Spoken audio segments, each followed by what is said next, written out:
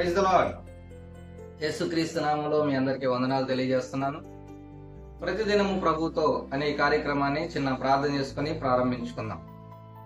దేవుని వందనాలు, స్తుతులు, స్తోత్రాలనైనా ఉదయకాల సమయంలో మీ మాటలు వినాలని ఆశపడి ఎదురు చూస్తుంటున్న ప్రతి ఒక్కరితో మీరు మాట్లాడమని, దేవనైనా మీరే ఆత్మీయంగా బలపరిచి స్థిరపరిచి నడిపించమని యేసుక్రీస్తు నామములో ప్రార్థించి వేడుకున్నాను తండ్రి, ఆమేన్.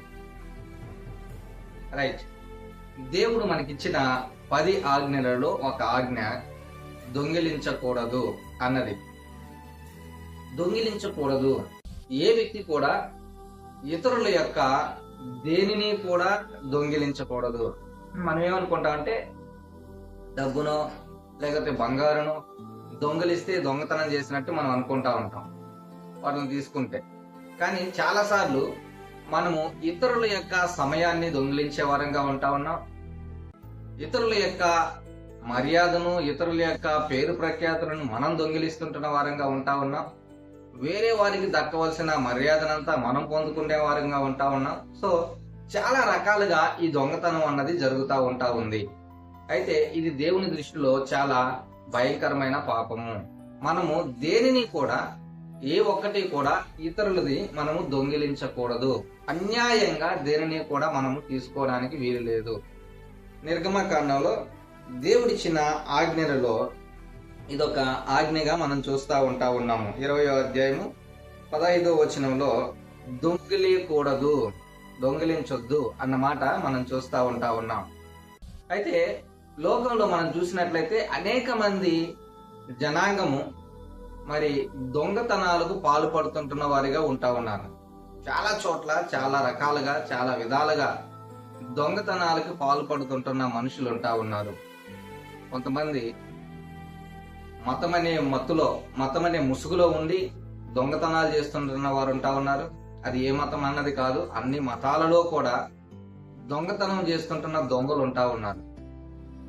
కొంతమంది నాయకులుగా ఉండి దొంగతనాలు చేస్తుంటున్న వారు ఉంటా ఉన్నారు. కొంతమంది అధికారులుగా ఉండి దొంగతనాలు చేస్తుంటున్న వారు ఉంటా ఉన్నారు. వాళ్ళకి వచ్చేటివి సరిపోక దొంగతనంగా మరి ఇతరులది లాక్కోవడానికి, ఇతరులది గుంజుకోవడానికి ప్రయత్నిస్తుంటున్న వారు ఉంటా ఉన్నారు. సో సమాజంలో మనం ఎక్కడ చూసినా కూడా దొంగిలించడము అన్నది జరుగుతూనే ఉంటా ఉంది. అయితే ఇది ఎవరు కూడా పెద్ద పాపంగా దీన్ని పరిగణించడం లేదు. దేవుడు అంటా ఉన్నాడు బైబిల్ గ్రంథంలో, మీకు ఆజ్ఞ ఇస్తా ఉన్నాను, దొంగిలించొద్దు. ఆజ్ఞ అతిక్రమము పాపం అవుతుంది. కాబట్టి ఎవరైతే దొంగిలిస్తా ఉంటున్నారో వాడు పాపాన్ని మూటగట్టుకుంటున్న వాడిగా ఉంటా ఉన్నాడు.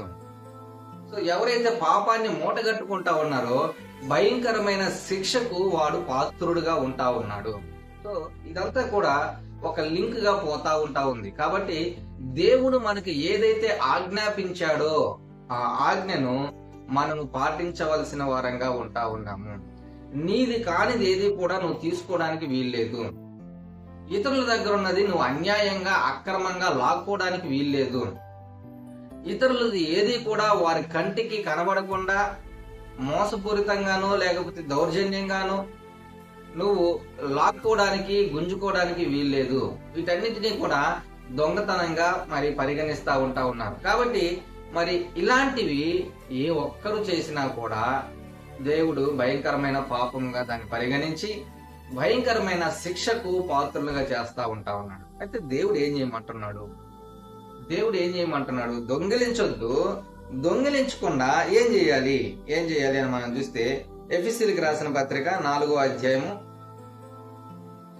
28వ వచనం చూస్తే ఇక్కడ ఒక మాట రాయబడతా ఉంటుంది. దొంగిలివాడు ఇక మీదట దొంగిలిక అక్కర గలవానికి పంచిపెట్టుటకు వీలు గలుగు నిమిత్తము తన చేతులతో మంచి పని చేయొచ్చు కష్టపడవలెను. ఎప్పుడు దొంగతనాలకు అలవాటు పడతారు? ఎప్పుడు దొంగతనాన్ని చేయాలనుకుంటారు? Easy money. కష్టపడకుండా డబ్బు ఎలా సంపాదించుకోవాలా, ఏ బ్యాంకు కన్నం వేద్దాం, ఏ ఇంట్లో దూరదాం, ఎవరు పర్సు కొట్టేద్దాం, ఎవరు సంచి కొట్టేద్దాం, ఎలాగ ఊరకనే డబ్బులు నాకు వచ్చేయాలా, ఎలాగ ఊరకనే సంపద నాకు వచ్చేయాలా, ఎలాగ నేను ఊరకనే ఎదిగిపోవాలా, ఉన్నట్టుండి ఎదిగిపోవాలి. ఈ యొక్క దురాశ మానవుల్లో విపరీతంగా పెరిగిపోయి ఈజీ మనీ కోసము చాలా మంది ఇలాంటి పనులు చేస్తూ ఉన్నారు. కొంతమంది యువకులు బైకుల మీద వెళుతూ వెళుతూ ఆడవారి మెడల్లో ఉంటున్న గొలుసులను తెంపుకొని వెళ్ళిపోతా ఉన్నారు. కొంతమంది బస్సుల్లోను, రైల్వే స్టేషన్లోను, బస్ స్టాండ్లోను ఎక్కడంటే అక్కడ బ్యాగులు కొట్టి వేస్తుంటున్న వారుగా ఉన్నారు. ఏటీఎంలు దొంగతనం చేసి తీసుకెళ్లిపోతుంటున్న వారు అంటున్నారు. బ్యాంకు రాబడీలు చేసేవారు ఉన్నారు. ఇళ్లలో దూరి దొంగతనాలు చేసాము. ఎన్ని చెప్పగలం మనం? ఈజీ మనీ కోసము మానవుడు ఈ దినాలలో అనేకమైన దొంగతనాలకు పాల్పడుతుంటున్న వాడిగా ఉంటాం. కష్టపడకుండా నాకు డబ్బులు వచ్చేయాలి, దానికోసము వేషాలు వేస్తాడు, మాటలు మారుస్తాడు, తర్వాత ప్రదేశాలు మారుస్తాడు, చేయవలసిన కార్యాలను చాలా చక్కగా చాకచక్యంగా చేసుకుంటా పోతా ఉంటాం. కాబట్టి ఈ మాటలు వింటున్న ప్రియమైన వాళ్ళారా, దేవుడు ఏమంటున్నాడంటే మీరు దొంగలించొద్దు, దొంగలించకుండా కష్టపడి మంచి పని చేయండి. వచ్చిన దానితో ఇతరులకు కూడా మీరు పెట్టే విధంగా సంపాదించండి. ఇక్కడ రాయబడుతుంటున్నమాట, దొంగిలివాడు ఇక మీదట దొంగిలేక అక్కర గలవానికి పంచిపెట్టుటకు వీలు కలిగి నిమిత్తము తన చేతులతో మంచి పని చేయుతూ కష్టపడవలెను. ఈ మాట చాలా మందికి ఇష్టం ఉండదు. కష్టపడాలి అన్న మాట చాలా మందికి ఇష్టం ఉండట్లేదు. కష్టపడకుండా ఎలా వస్తుందో చూడాలి నేను అని అనుకుంటా ఉంటే కష్టపడమంటారేంటి? కష్టపడే వాళ్ళంటే దేవుడికి చాలా ఇష్టం. ఒళ్ళుంచి శ్రమ చేసే వాళ్ళంటే దేవుడికి చాలా ఇష్టం. ఈ మాటలు వింటున్న ప్రియమైన సహోదరుడా, సహోదరి, కష్టపడకుండా డబ్బు సంపాదించుకోవడం ఎలాగా, కష్టపడకుండా ధనవంతులైపోవడం ఎలాగా, కష్టపడకుండా ఉన్నత శిఖరాలకు వెళ్ళిపోవడం ఎలాగా అని షార్ట్ కట్ మెథడ్స్ ఒకవేళ ఎదుగుతున్న పరిస్థితుల్లోనూ ఉంటున్నట్లయితే దేవుడు వాటిని అంగీకరించడు. నువ్వు కష్టపడాలని దేవుడు కోరుకుంటా ఉన్నాడు. కష్టపడి సంపాదించి ఇతరులు అవసరతలో ఉన్న వారికి పెట్టాలని దేవుడు ఎదురు చూస్తా ఉంటా ఉన్నాడు నీ నుంచి. దొంగిలిస్తుంటున్న వాడిగా, దొంగిలిస్తుంటున్న వ్యక్తిగా నువ్వు ఒకవేళ ఉన్నట్లయితే దొంగిలించొద్దు అని దేవుడు మందలిస్తుంటున్న వాడిగా ఉంటా ఉన్నాడు. ఎదుటి వారి డబ్బులు ఒకవేళ దొంగిలిస్తున్నావేమో, ఎదుటి వారి సమయాన్ని దొంగిలిస్తుంటున్నావేమో, ఎదుటి వారి యొక్క గౌరవ మర్యాదలు దొంగిలిస్తుంటున్న వాడిగా ఉంటున్నావేమో, ఎదుటి వారికి రావాల్సిన పేరు ప్రఖ్యాతలను నీవు అన్యాయంగా దొంగిలిస్తుంటున్న వాడుగా ఉంటున్నావేమో. డబ్బు ఒక్కటే కాదండి, మిగతా విషయాలు.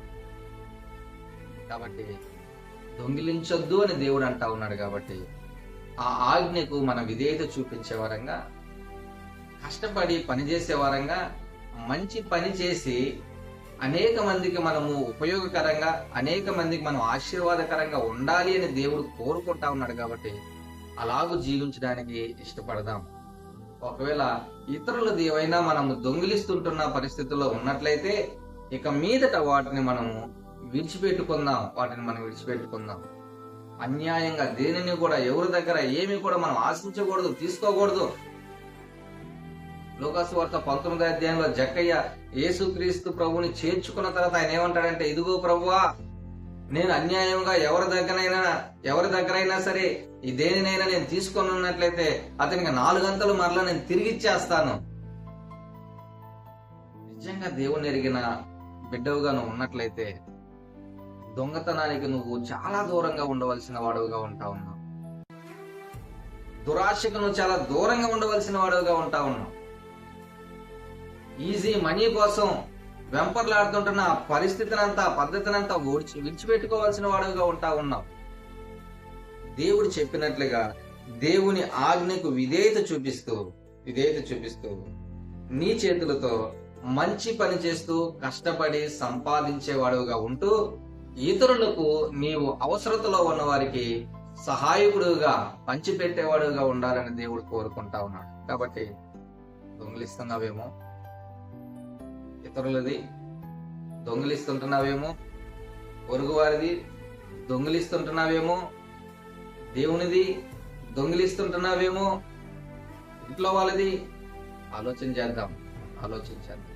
ఆలోచన చేసి దొంగిలించడము అనే ఈ యొక్క పాపం నుంచి బయటపడదాం. ప్రార్థన చేసుకుందాం. తలలు వంచుదాం. పరిశుద్ధులైన తండ్రి, మీకు వందనాలు. దొంగిలించొద్దు అని నీ ఆజ్ఞ మేము విన్నవారంగా ఉంటున్నాం. ఒకవేళ మేము ఎవరిదైనా సరేనైనా దొంగిలించడానికి ఇష్టపడుతూ ఉంటున్న వ్యక్తులుగా ఎవరైనా ఉన్నట్లయితే దయతో వారిని క్షమించమని, ఆయన మరి మీరు చెప్పినట్లుగా కష్టపడి పనిచేసే మనస్తత్వాన్ని, దేవనైనా సంపాదించుకునే మనస్తత్వాన్ని, ఇతరులకు పంచిపెట్టగలిగే మనస్తత్వాన్ని మరి మీరే ఈ మాటలు వింటున్న అందరికీ అనుగ్రహించి నడిపించమని యేసుక్రీస్తు నామంలో ప్రార్థించి వేడుకుంటున్నాను తండ్రి. ఆమేన్. God bless you.